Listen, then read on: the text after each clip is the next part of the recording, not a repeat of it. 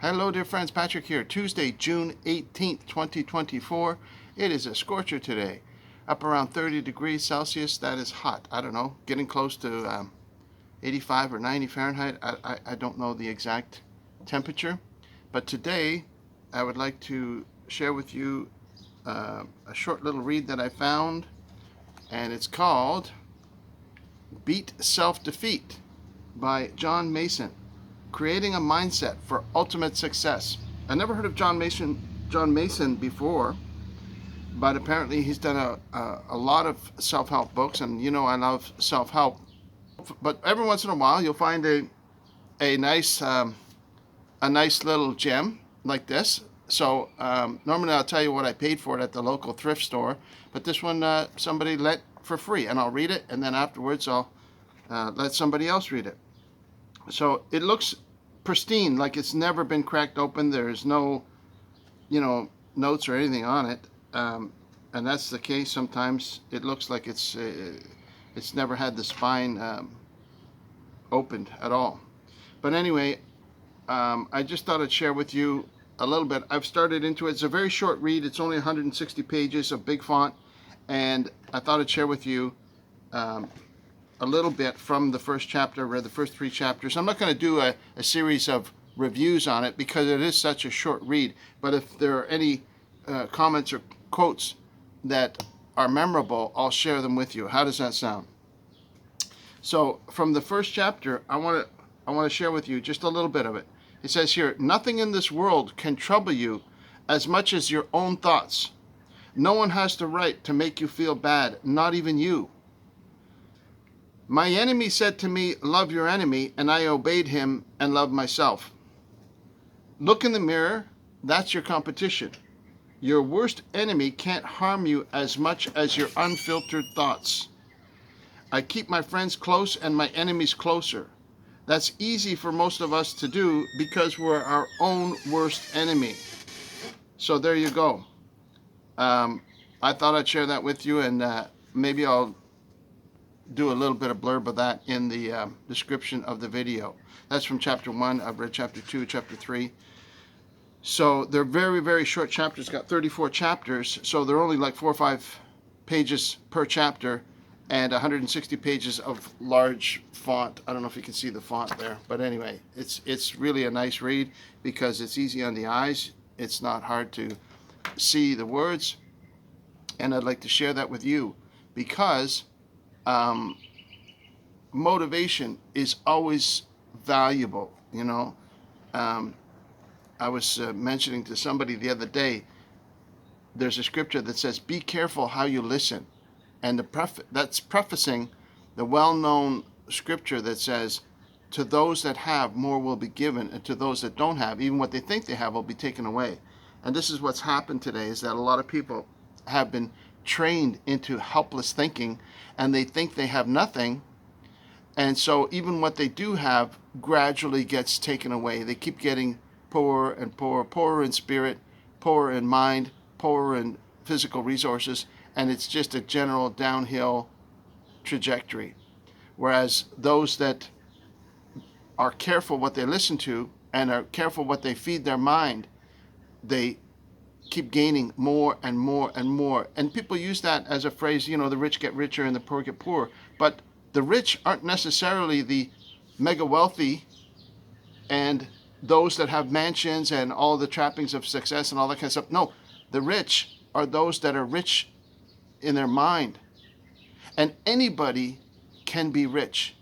Anybody can choose to be rich in their thinking by feeding on things like this, by feeding on positive news, by associating with positive people and staying away from negative people. Sometimes we have to make that hard choice, and we don't want to have to do that because misery loves company. We like to surround ourselves with people that are just as miserable or down and out or doomer oriented as we are. And that's a common mistake that people make. They surround themselves with information, people, news, and input that self-perpetuates their existing mental state, their mental paradigm, that failure is inevitable. And they've reached a point of trained helplessness and they can't break out of it.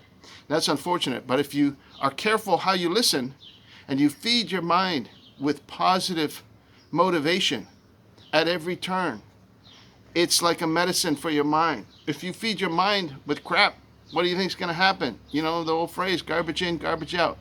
So I just thought I'd leave that message with you today. I hope you're able to feed your mind with valuable, positive information, and you can choose to be rich.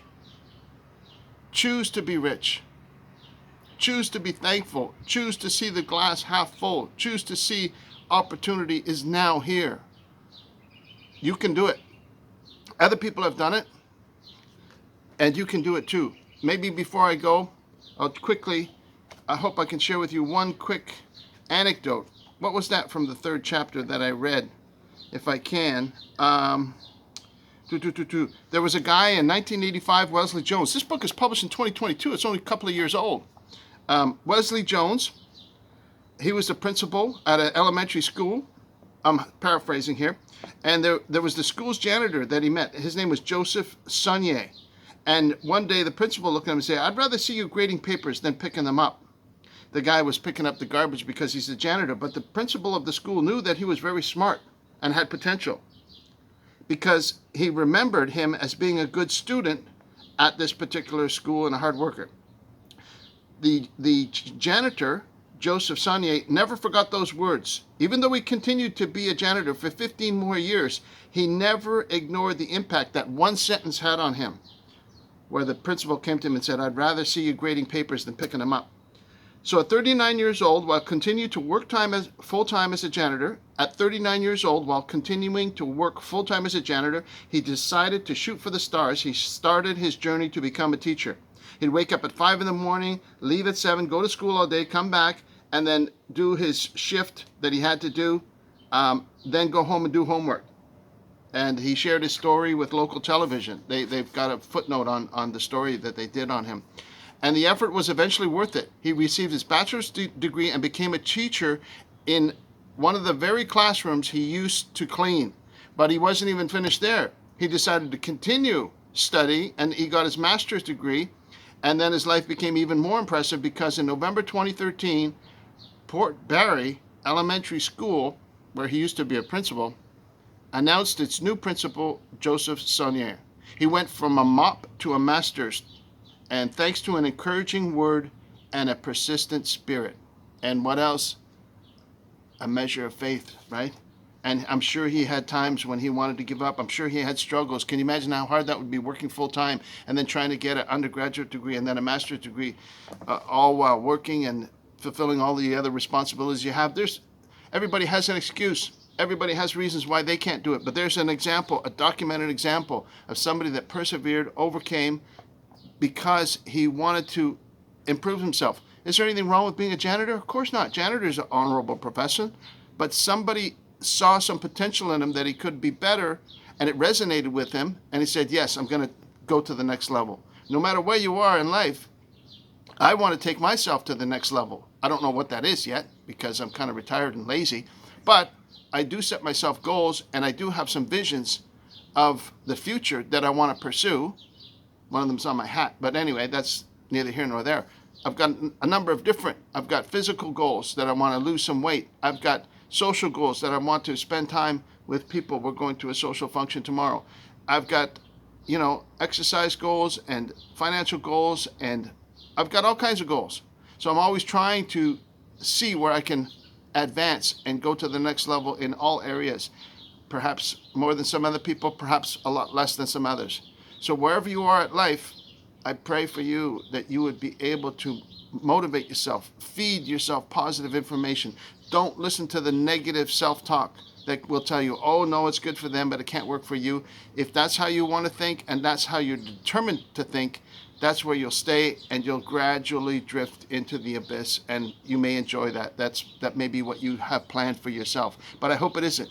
I would be willing to bet that 99% of the people that happen to see this video want to gradually increase in all areas of life, mentally, socially, physically, financially, and prosper and do well for themselves so that they can be a blessing to themselves, a blessing to others, and that they may present to God a life that allows God to say, well done, thou good and faithful servant. You were faithful in a few things.